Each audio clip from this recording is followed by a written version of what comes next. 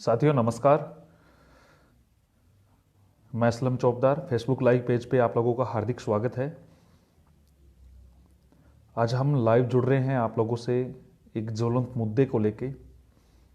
राजस्थान के काफ़ी युवा इससे प्रभावित हो रहे हैं। बार बार मेरे पास कल से ही कॉल आ रहे हैं कि क्या होगा, किस प्रकार होगा, इस प्रकार की सूचनाएं वगैरह बहुत सारी बातें हैं। तो जितने भी युवा साथी हैं वो एक बार जुड़े और जितने भी अभ्यर्थी हैं वो इस बात के लिए तैयार रहे।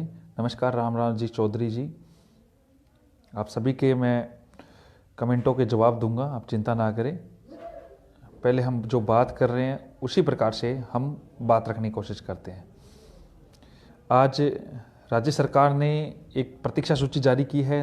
सभी नवचयनित अध्यापकों को मेरी तरफ से बधाई। राजस्थान रोजगार महासंघ की तरफ से आप लोगों को बधाई। हम चाहते हैं कि आप एक नए आयाम स्थापित करने जा रहे हैं, एक टीचर बनने जा रहे हैं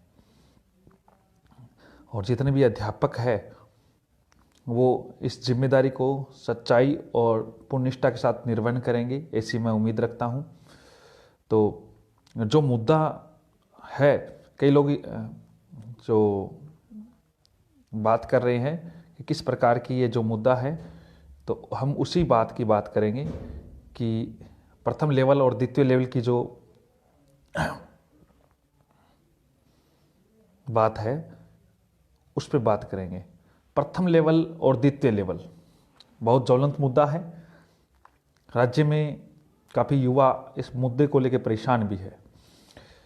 बीएसटीसी के बहुत सारे युवा कमेंट भी कर रहे हैं। अच्छा लग रहा है कि उनका भी कैरियर की बात है और बीएड के कुछ युवा कमेंट कर रहे हैं। कमेंट देके कुछ अच्छा भी लग रहा है। मैं सोच रहा हूँ एक बार यूथ जुड़ जाए, फिर मैं बातों को आगे बढ़ाऊंगा।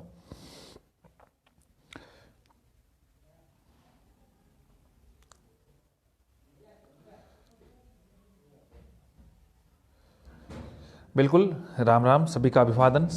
देखिए, चलो हम बात पे आते हैं।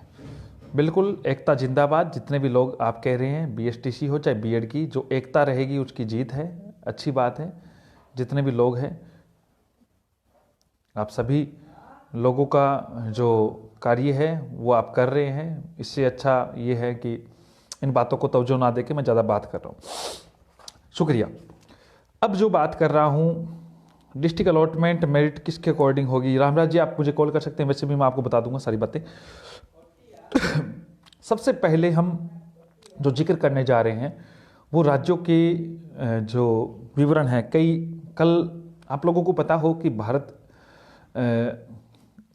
में शिक्षा प्रणाली दो प्रकार का हिस्सा है।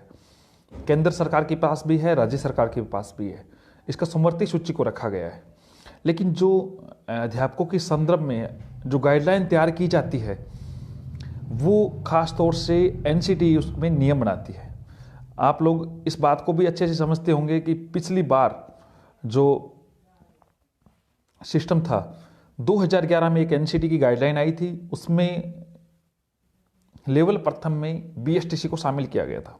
2018 में दूसरी गाइडलाइन आती है, इसमें लेवल प्रथम में बीएसटीसी के साथ साथ बीएड को भी अलाउ कर दिया गया। यही विवाद की जड़ है, यहीं से विवाद अब पनप जाता है। क्योंकि पिछली बार कई लोगों के सामने ये बात निकल के आई थी कि एन वक्त पे बीएड वाले बाहर हो गए। देखो, एन वक्त पे बाहर होने की बात ये थी कि राज्य सरकार चाह के भी बीएड को शामिल नहीं करा पाई। 2011 के नोटिफिकेशन में होने के बावजूद, एग्जाम लेने के बावजूद, आरटेट का एग्जाम लेने के बावजूद भी राज्य सरकार बीएड को अलाउ नहीं कर पाई, क्योंकि एनसीटी की गाइडलाइन थी। इस बात को गौर से समझे। कई लोग गुमराह कर रहे हैं सिर्फ अपने निजी स्वार्थ के लिए। मैं आज भी आपको कह रहा हूं, क्योंकि हम किसी भी प्रकार से, मेरा यह मानना था, मैं एक निजी संगठन के रूप में किसी भी दोनों फेवर नहीं लेना चाहता था कि किसी के पावर में फेवर हो, व्यक्ति विशेष कोई गुमराह ना हो। तो मैं ये चाहता था कि जो आज हमें जो बोलने के लिए बोला गया है, कल से जो फोन आ रहे थे इस बात को लेके कि आप चुप क्यों हो, क्या ये गलत है, क्या सही है। तो अब हम बात कर रहे हैं संघर्ष की। संघर्ष हम सभी तरीके से बात करेंगे। देखो आगे बात बताता हूँ। राजस्थान में नोटिफिकेशन आना है। राजस्थान में 2012 की जो भर्ती थी उसमें कोर्ट ने भी सरकार की गाइडलाइन को नहीं माना। क्यों नहीं माना? क्योंकि एनसीटी का नियम था।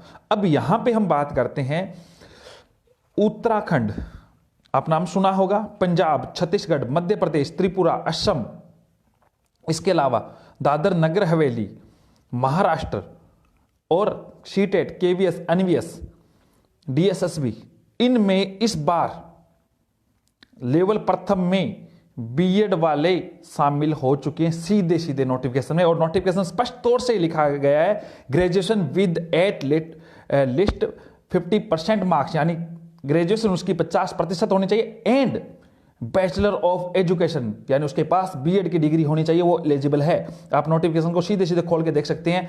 इंग्लिश में स्पष्ट तौर से लिखा है। जिनको मेरी तरह इंग्लिश कम आती है वो इसका हिंदी अनुवाद भी करवा सकता है। किसी को जलन हो रही है तो वो सच है, ये सच है, सच है।